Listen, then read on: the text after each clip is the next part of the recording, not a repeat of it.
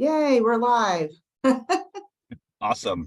Yeah. Hi, Wilson. How are you? Good. How are you? Doing good.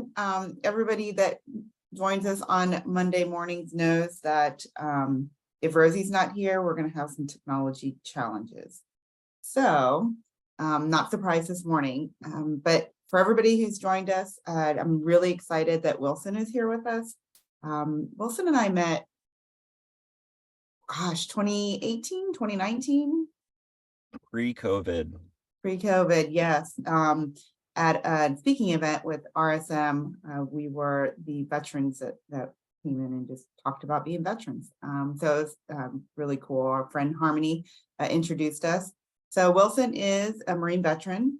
And for those that don't recognize his background, right now he's at Rising Tide, which has been an Action Zone partner since 2018. We help them launch their Military Mondays, which if you are a veteran or a family member, you get to have a free hotspot desk there on Monday. So you should guys check it out. It's in downtown St. Pete. They've really grown to a couple of floors. Are they 2 or 3 floors now? The 3 floors now. It's great.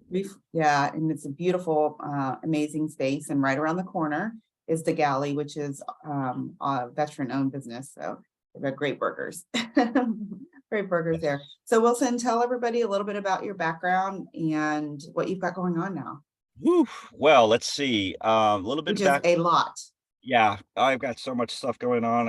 It's crazy. So a little bit about my background. A Marine veteran, as well as retired from the Army National Guard from North Carolina. So moved in the area about 5 years ago, from Raleigh, North Carolina. I'm originally from Fort Lauderdale, Florida, and now living in St. Petersburg. So I started my business about 4 years ago, and it started out as a consulting firm for cybersecurity, and then it turned into, hey, do you know how to how to find these gaps? You know how to fix them? And I'm like, yeah, I know how to fix them. And so now I fixed them, and then it turned into, okay, well, now do you know how to fix them? Do you know how to maintain that? I'm like, yeah, I know how to maintain that too. And then they're like, okay, well, we don't want to deal with one cybersecurity company and an IT company. So can you do IT as well? I'm like, yeah, I could do IT too. So yeah, it's like, you pivot.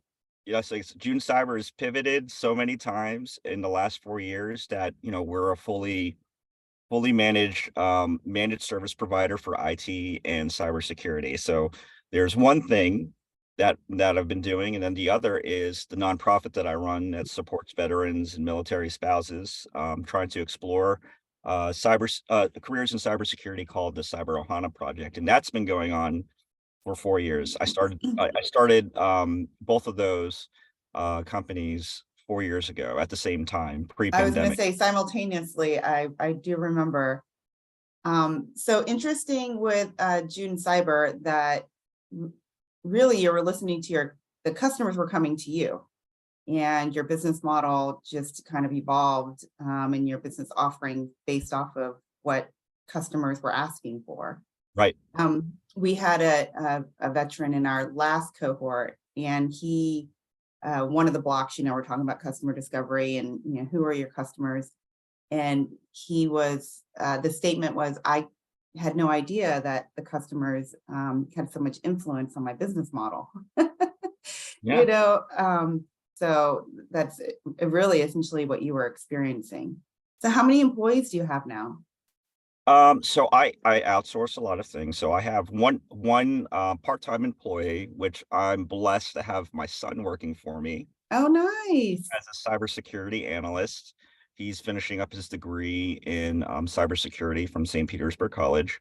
And then I have five contractors that work with me that do some of the back end work. So all the things that I don't know how to do very well, I outsource, like social media management and website design, because I'm just not very good at it. So I've got teams supporting me in different areas.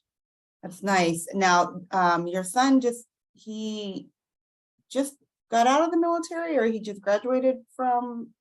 boot camp or something? No, so he's been in the reserves now for I think about 4 years. 4 years. Okay, yeah, he's in the reserve, but he just got married or something. I know I saw on social media. There's something to celebrate about him right now. Yes, yeah, he just got married last year, right? Okay. Yeah, Yeah, and we that's went to Costa Rica and it was great. and you officiated. I did officiate, so he asked me to officiate and, I did everything I needed to do, and now, you can call me Reverend. That's I mean, it's kinda silly. I could actually have that as a business model of another business if I wanted to, but Yeah. another Well, another I am also ordained minister, so I've married Rosie's son Oh, this wow. year or 2022, and married my brother and his new wife on Christmas Day, actually. So yeah, it's actually I love it. I love being ordained and bringing that kind of those unions together. Yeah, I would have never imagined that I had the opportunity, but, incredibly blessed that, Yeah. it's turned out that way. That's awesome. And St. Pete College, I'm a student at St. Pete College myself, so I think it's an amazing school. So that's really cool that he's able to complete his degree there and work with you. Um, and I also appreciate the outsourcing for things that fall off your plate or you don't have the skill set for. One of the things I told Jeremy, my husband, when we started Luminary, I was like, I don't want to hire for as long as possible. Being retired first sergeant, I don't want to manage personnel, Mhm, I've done that. But also because my mission in life is to support small businesses and, we can outsource all the things to small businesses and we're helping them build and grow as well. mhm, mhm. Mm. Do you Are any of the companies that you outsource also veteran owned or military spouse owned, or do you know? I don't know offhand, but I do try to find and focus my efforts on working with veteran-owned businesses. Mm, So that's definitely one of my sourcing criteria and who I okay. who I work with. So for small businesses, what is some advice you would give them, especially now, we have so many home-based businesses as far as cyber and IT, cybersecurity and IT that, to help them their protect their business. Yeah, so I think one of the most important things you could do is really identify the critical information, like your intellectual property, and understand what kind of security controls you have around that. So, for example, if you have like a box or like a Google Drive, if you're one of those people that like to share documents all the time, maybe you want to look at who you're sharing things with, or look at some of the settings that you have, like if you're sharing it with just the people that have access, or have a link, or are you sharing it publicly for anybody that has the link? Why is that important? Because you might have some compromising material there that may give, some intel to your competitors, or, people can search for information and then just find your document, or, people could steal your information. You don't want that. So look at your information, what's critical, what are the security controls around it. Another thing I would do as well, probably more importantly, is if you have the opportunity to put two-factor authentication on anything, like your emails, or getting into Box, or any of those sharing applications that you have, utilize it. I've seen so many companies struggle with like Facebook, right? Like their user account gets hacked, and their Mm. user account is connected to their business account, right? And then Oh, their wow. right, and then so now their business account is compromised, and then all of a sudden you have Facebook ads from your card that's associated with your business account, sending out spam, Oh, no. advertisements to whatever target market, and hopefully it gets clicked. So the person on the other end that clicks on that ad loses, and then you lose because now you're paying some advertisement fees, you know. And then you Oh, have to that's kind of figure horrible. out, yeah, it's terrible. And then think about Facebook and how it's connected to Instagram, you know? So it's Mhm. just like, oh my gosh. Then you just have just like this administrative hurdle, to try to figure out. So put two factor. Chaos. Yeah, It okay. sounds like chaos. Oh my goodness, that's horrible. I don't know why people, what joy people get out of doing that. But I mean, I guess it keeps you employed, right? Keeps your business open. Yeah. What's Box? I have So no. like you think like OneDrive Mhm, or Dropbox or Google mhm. Drive, it's the same thing. It's just another It's another application. one. Yeah, it's just a storage application. And what, so Google Drive is free, right? I mean, if you, for a certain extent, or is it always free? Or Well, so it's many, yeah, it's free up to X amount of gigabytes or a tera, and then you pay like I think $2 a month for a terabyte if you're using just a consumer account. But if you have like workspace, then they give you a certain amount that you're allotted. Uh, mm. yeah, so you have What's the alternative for small business owners that maybe they don't want to use OneDrive that is free or cheap? well, I mean, free and cheap come with, the expense of being secure, right? Mhm, I would say that you're better off with your business account, OneDrive, and Google Drives because you could put some controls around it than trying to go for a free version. And you're already paying.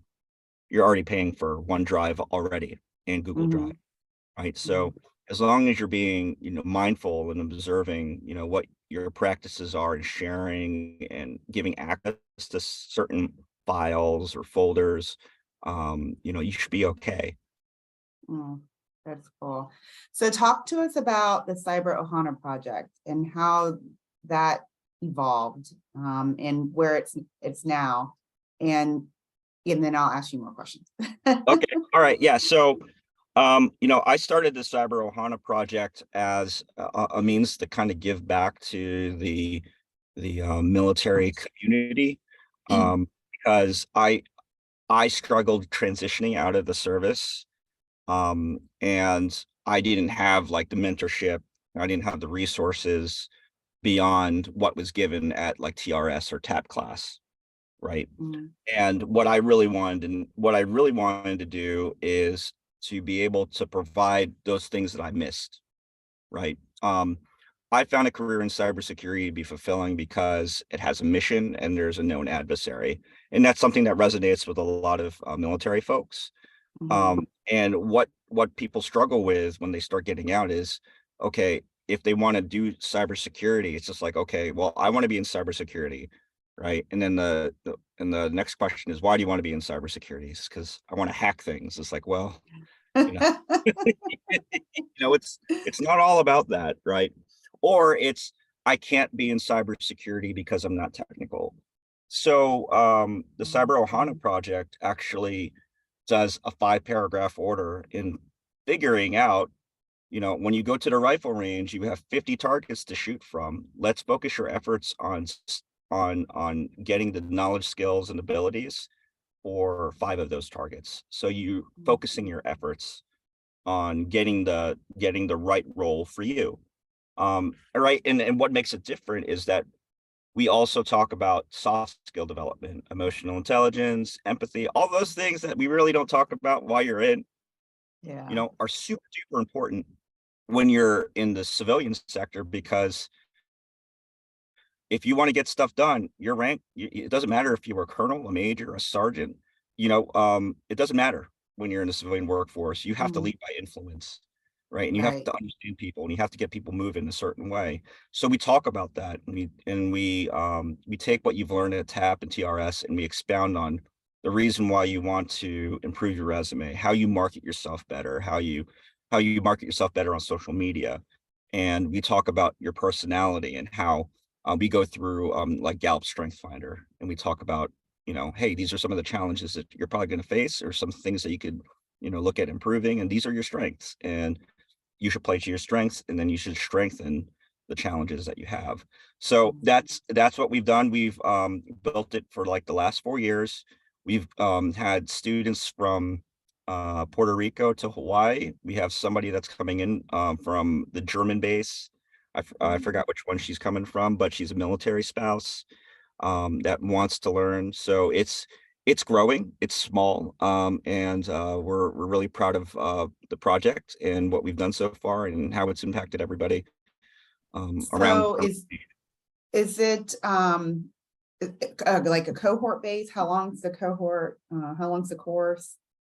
Yeah, so it is cohort based. It's about 4 to 5 weeks, depending on if there's a holiday in between. Um, and we have weekly meetings, and they've got homework, right, that they have to do within those 5 weeks, right? Mm, And if they want to take the Security Plus, which is I would say foundational certification, they'd have to go through the course that we provide, right? Self-paced, and then they have to go through a quiz and get it like 80% above for the quiz on the quiz that we have. So then we'll give them a voucher in order to to get take. that certification? So going through the HANA project, it's no cost to the veteran or military spouse. Yeah, no costs, no So cost. it's all grant funded. Yeah, yeah. Grant funded, a lot of crowdfunding as well. Mhm. I do want to say it's definitely not for like people that, hey, I've got free training, so I'm just gonna, put in an application, I'm gonna get in. What makes this very unique is that the application, your journey starts when you put that application in, because as soon as you put that application in, it's a job interview, right? Mm, We have limited funds. We have limited funds, and our experience is that if you don't put the time and effort into the first part of the application, then you're probably not going to make it through the program. You don't have the yeah. commitment. So Mm, we put a lot of things up front, and we screen very, very hard, and we want to make sure that the people that go through the program are going to be successful, and they're going to I would say get the most out of it. mm. And so the voucher that you provide to them, is that a partnership with a company that does certifications, or? Yeah, yeah, it is. The company that does this particular certification is called CompTIA. Um, Mhm. again, it's one of those acronyms that I can't like spit out right away, but it's CompTIA, Yeah. and they're renowned Mhm. worldwide for their Yeah, certification. I'm familiar. So that's really great. So how many cohorts a year do you have? So last year we were focusing on 4, right? But this year Mhm. we've reduced the cycle time, because originally we had a 2-month cycle time, 2 to 3 month cycle time, and that's why we only had 4. But now realizing that we could get people through some of our phases faster, we're trying to get 10 cycles in this Oh, year. wow. Yeah, we did a really great job in our gala last year and raised about 25 plus $1,000. So Oh, we're able to great. support a bit more. Really Mhm. excited about the opportunity, and we're growing, and it's really interesting to see how much it's grown just from Mhm. word of mouth and like just social media marketing. Yeah, well, obviously I follow you. That's why I reached out and was like, hey, we need to talk about this. So talk about your fundraiser. It's the gala, and then the performance that you just hosted last week, or I guess Oh, over the weekend. yeah, yeah. So I'll tell you so before I was an officer in the Marines, I was a Marine musician, and I played piano for 9 years. I was enlisted for 9 years, and then I finished my degree and went on the OCS and did all of that. And like we had talked about, I started my businesses before COVID even started. We didn't even know what COVID was. And then it was just like, oh my God, we have to fund this beast. How are we gonna fund this beast? And Yeah. it's like I need to raise money because we bootstrapped I bootstrapped everything. Mhm. And it was just like, okay, we need to raise money in order to, support the mission. I was just like, all right, time to break out that piano. Time to Yeah. break out the piano. It's like Well, that. yeah, so Wilson was in the Marines, or he's a Marine, and he's a musician in the Marines. So that's really interesting. One of the things that fascinates me most about you is that you're right brain and left brain. Very, right. They say creatives are right brain, technical people are left brain, and you have the combination of both. So that's pretty cool. So you put on a piano concert to raise money. I did, and I sang too. So Oh, look at there. yeah. Yeah. Wow. It's fun. We did a great a good performance. Raised I think over $1,000 this time. I Mm, have to look at it. But yeah, you could check it out on our webpage on Facebook. that's It'll so cool. That is so cool. Well, I'm so happy to well, I could get on your schedule that you were available this morning to come talk about all the amazing things that you are doing. And your family is you're just such a giving family. I mean, your wife is which I'm very envious of. She's sign language. She teaches sign language, right? Which is one of the things that I aspire to do is sign language. I just got to stop doing everything else to to make the time yeah, to right. learn. Yeah. So well, actually, you know what? Maybe we'll have her on a guest in the future, and then she can talk about herself. Um I won't take that away from her because she's pretty amazing as well. So what are some takeaways from what the two organizations that you run that we can share with our audience before we wrap up today? So let's Oh, see. and just going to disappear from the camera just for a second because my husband just got home from the dog park with the dogs and they're going to start barking. So I'm going Okay. to put on silent. Or mute. You just Okay. keep talking. Okay. So let's see. What I would say is first off, take a good amount of opportunity to develop yourself, right? Read a lot or listen to a lot of books and not just get motivated about what you're hearing, but actually like put in place some of what successful people have done in order to make their businesses grow, right? I think that's super duper important, and that's something that's helped me along the way. Another one is delegate what you can't do. I spent how many X amount of hours trying to figure out how to put together a stupid website. And until I realized, I was just like, you know what? I'm just not good at this. I could have spent 10 hours doing something else in order to, generate revenue and had paid somebody to do my website. The amount of money that you look at, you're saving for different things like, oh, I don't want to pay money for a website or for social media marketing or any of that stuff. It's like, well, think about all the time that you would spend doing those things versus how much time you would spend, not doing those things and making money so you could pay for those things to be done.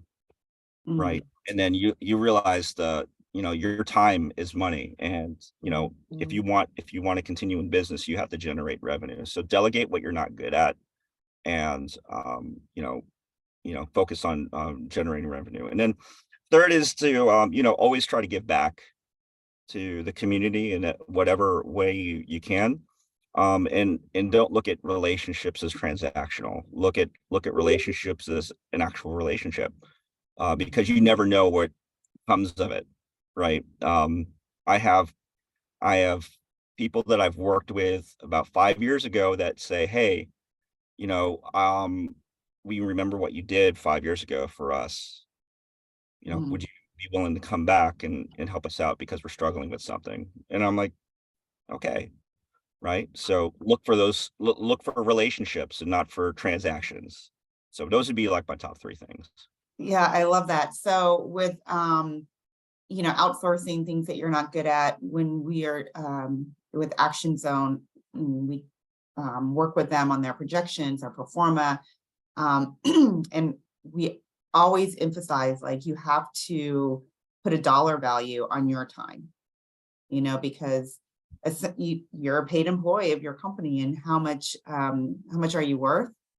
And if you're, say $50 an hour, you can pay a social media manager $25 an hour. I'm just, throwing easy math numbers out there. Like, isn't it worth your time and your dollars to hire a social media manager? And then on the flip side is not doing that too quickly, because there are things that you can do as a solopreneur, as an early stage founder, take your company or those things to a certain level, free, because there's a lot of free stuff out there for early stage entrepreneurs. And then giving back, like what fills your cup is Kashima Garcia, our executive director, always says, like, what fills your cup, and you got to have something that you're passionate about, that drives you to, just be a better human being, and contribute to society, as my dad would always say. Yep. So we're going to wrap up, but we just started a new Action Zone cohort. We started on Saturday. Super excited about all those cohort members, and the businesses they're trying to build and grow. And then March 1st through the 7th is National Invest in Veterans Week. And we are so excited that we have collaborated with several organizations throughout the Tampa Bay area that are helping us host and execute some events almost every day during that week. Everything from the Entrepreneur Collaborative Center, of course, for Action Zone offices, to the VA. So we will release the agenda today. I think Diane, our marketing guru, has created a blog for that. But hopefully you guys will come out and join us, and maybe we'll even see Wilson on this side of the bridge.